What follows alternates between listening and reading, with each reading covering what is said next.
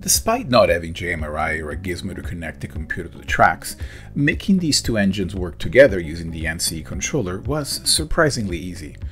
I know this thing looks like a 1980 Casio programmable calculator, but with a pinch of patience and the decoder's manual, it works just fine. I enabled extended tables with CV29, did my best to lower the speed of the more problematic engine, then step by step using CV67-294, I matched their speeds. Some minor trimming was done with CV66 and 95. CV19 was used to give them a consist address, and CV21 and 22 to select lights and functions. And there you have it, two engines running as one, super smooth. And let me tell you, once you start running consistent engines, there is no going back. So, when Rapido's M420 arrived, I figured I'd just repeat the exact same steps, and if anything, with both engines running a variation of a lock sound decoder, it should be a piece of cake.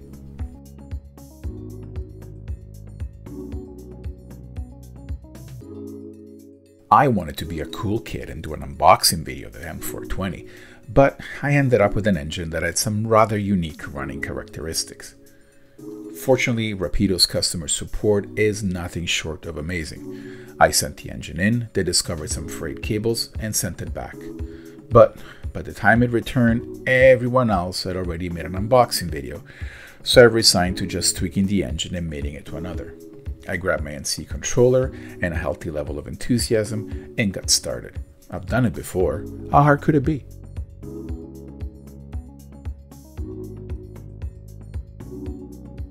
My first issue began with setting CV29. There seems to be an order in which you assign a long address to an engine and then change the value of CV29 to include the complex speed curve. Do this the wrong order and the engine just kinda sits there. I also kept turning off Railcom as recommended by the online CV29 calculators, but it seems that ESU decoders need that. I'm not sure why I never encountered this problem before, but it was the first of many indicators that maybe JMRI would have been a better route. However, aside from these inconveniences, I felt like I was on the right track. The switcher is an absolute slow runner. The default trim values are surprisingly high at 198, which were lowered to 128. Then, using CV54 to have some automatic engine setup, I changed the top voltage to 140 using CV53 and lowered the top speed using CV5 to 180 to slow it down further. Now, you're probably wondering, if you enabled complex tables, why are you still using CV5? Well, that's because even after changing CV29 to use the extended tables, CV67 and CV94 are promptly ignored, and CV2 and 5 still determine starting and top speed. This inconsistent behavior with ESU decoders seems to be the norm. Take CV22 as an example. You can configure it as per the manual, but the intended results are just not there. All this information is helpfully left out of the ESU manual. Despite this nonsense, however, I managed to tweak each speed step to my satisfaction. I really like slow speeds, and let's be honest, you can't go too fast on 8 feet of track.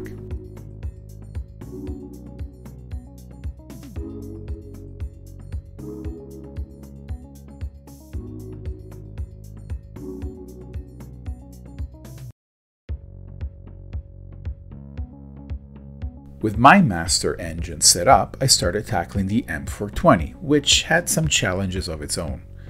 To start, it's the only engine that randomly derails from what appears to be related to how these little hoses are connected. It does not happen often enough to be a serious problem, but it can be annoying. Secondly, unlike the road switcher, the engine has a small pause before changing directions of travel. I thought this was related to ESU's anti-gear lockup settings, but try as it might, giving the master engine just enough extra momentum was the only workaround. And lastly, mostly to my surprise, this engine runs significantly faster at lower speeds than older offerings. Playing around with the same settings as the master engine got me the low speeds I was after, but also included some rather interesting buckling. Okay, so in case you couldn't tell, I have a complaint about ESU manuals. They read like they were Google translated from German to English, and nobody, and I mean nobody, bothered to read them over. Add to that the complete lack of information for certain features, absolute contradictions with observed behavior, and you're often left navigating through myriads of online forums to figure out how to do things.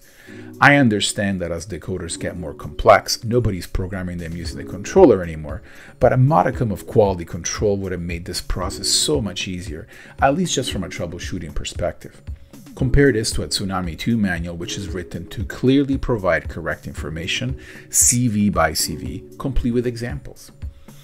And so, to tackle the buckling, I dived into understanding motor back EMF, how ESU regards K and I read way more than I cared about motor PIDs. And to think, I just wanted to play with my toy trains.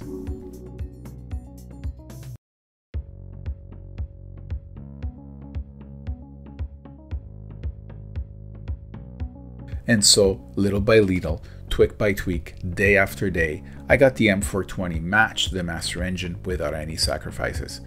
As you can see, switching with these engines is now an absolute pleasure, which is why Rapido is my go-to manufacturer. Unfortunately, now that I'm done, it also means that the task of starting on scenery, which I've been diligently avoiding, can no longer be postponed.